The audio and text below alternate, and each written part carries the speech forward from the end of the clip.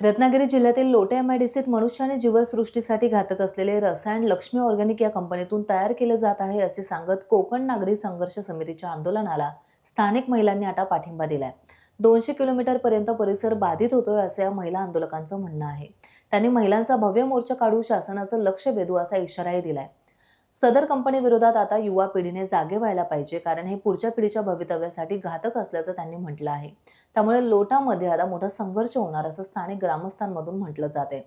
काँग्रेस पक्षाचे नेते आणि शेतकरी संघटनेचे संस्थापक अशोकराव जाधव यांनी या आंदोलनाला कोकणच्या हितासाठी मोठे स्वरूप आणले आहे. त्यामुळे स्थानिक जनतेचे मोठे पाठबळ आता आंदोलनाला मिळू लागलं आहे. आता इथे जे आंदोलन चालू आहे, आता याच्या पुढे तुमचं याच्या पुढे काय पाऊल असेल? आता हे जे कोकण नागरी संघर्ष समितीचं इथं आंदोलन चालू आहे मागच्या 20 तारखेपासून, हे दोघं अशोक जाधव आणि राजेंद्र आंबरे सर बसले तिथे 20 दिवसापासून. अगदी ते म्हणजे उन्हाचा त्रास इतका होतोय तरी पण ते कशाचीही पर्वा न करता त्यांचं खरं त्यांचं जगून झालेलं आहे. तरी पुढच्या पिढीसाठी आणि आपल्या सगळ्यांसाठी, आपल्या कोकणवासियांसाठी म्हणा किंवा चिपळूणवासियांसाठी त्यांनी एवढं हे करत आहेत. आपल्यासाठी सगळ्यांसाठी ते रात्रंदिवस इथं झटत आहेत, बसलेत, खाण्यापिण्याची त्यांना हे नाहीये, तरी पण ते इथे बसून आहेत, आपल्यासाठी ते कष्ट घेत आहेत. तर त्यांना सपोर्ट करण्यासाठी आम्हाला जे जे काही करता येईल ते आम्ही सगळ्या महिलांनी आता करणार आहोत. आज आम्ही हे सगळं फक्त ऐकून, दुसऱ्या मैत्रिणींकडनं आम्ही ऐकून इथे आज बघायला आलो. आज सत्य परिस्थिती आमच्या समोर आली. ते किती कष्टात हे सगळं करत आहेत, सहन करून सगळ्या गोष्टींना ते तोंड देऊन इथे उभे आहेत की नाही आम्हाला हे करायचंच आहे. आज ही कंपनी बंद व्हायलाच पाहिजे. हे जे विष इथं कालवलं चाललंय आपल्या कोकणामध्ये, हे बंद झालं पाहिजे. त्यासाठी हे जे आंदोलन करतात त्याला आम्ही सपोर्ट करू. आमच्या ह्याच्यानी महिलांना, आम्ही सगळ्या आमच्या आजूबाजूच्या सगळ्या महिलांना, त्यांना आम्ही जागरूक करू आणि प्रत्येकांच्या घरी जाऊन ह्याचे काय काय साईड इफेक्ट आहेत, ह्या कंपनीत काय काय चालू आहे, आता सध्या कुठले कुठले विषारी घटक तयार होत आहेत आणि त्यांचा काय काय परिणाम आहे, हे सगळं आम्ही आजूबाजूच्या बायकांना सांगू आणि जिथं जमेल तिथे चर्चा करू, ग्रुप डिस्कशन्स करू आणि मग सगळ्या बायकांना एकत्र करून एक तारीख ठरवू आणि एक मोठी रॅली काढू. अशी रॅली काढू की ह्या कोकणात आधी कधी झाली नसेल, इतकी मोठी रॅली काढू आणि ही दुसऱ्या दिवशी बंदच झाली पाहिजे कंपनी.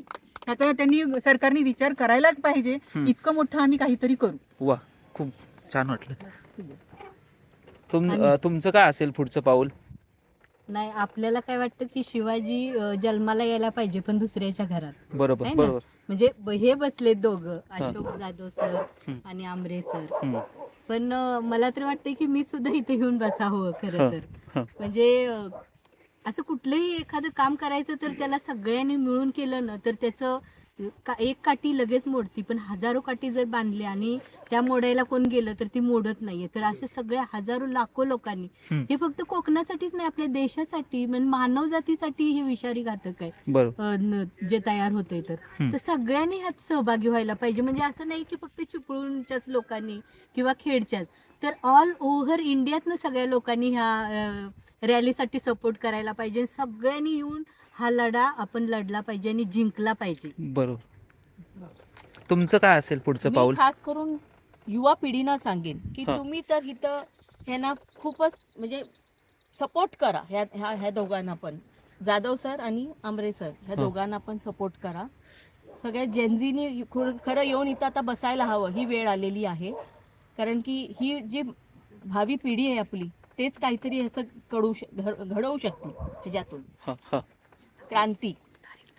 आणि आम्ही लवकरच तारीख ठरवू आणि आपली रॅली निघेल. ती फक्त महिलांची रॅली असेल. बाकी पुढचं नाही, आता सगळ्या ह्या बोलल्याच आहेत. तसंच काहीतरी आता आम्ही ठरवणार आहोत की कधी रॅली काढायची आणि सगळ्या महिलांना एकत्र करून ह्याच्या विरुद्ध काहीतरी आवाज उठवायलाच हवा आणि तो आता आम्ही उठवणारच आहोत. तरुणांना तुम्ही काय आवाहन कराल? तरुणांना सुद्धा ह्याच्यामध्ये आम्ही सहभागी करून घ्यायचा प्रयत्न करणार आहोत की त्यांनीही यावं, म्हणजे त्यांनाही कळावं काय चाललंय ते, आणि ते होतील असं मला वाटतं, येतीलच. आणि त्यांच्या भविष्यासाठीच चाललंय ना हे सगळं. बरोबर.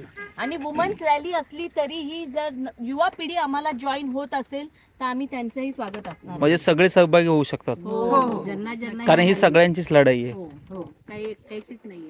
सगळ्यांसाठी. टाइम्स डिजिटलला लाईक करा, सबस्क्राईब करा, शेअर करा आणि बेल आयकॉन दाबायला विसरू नका.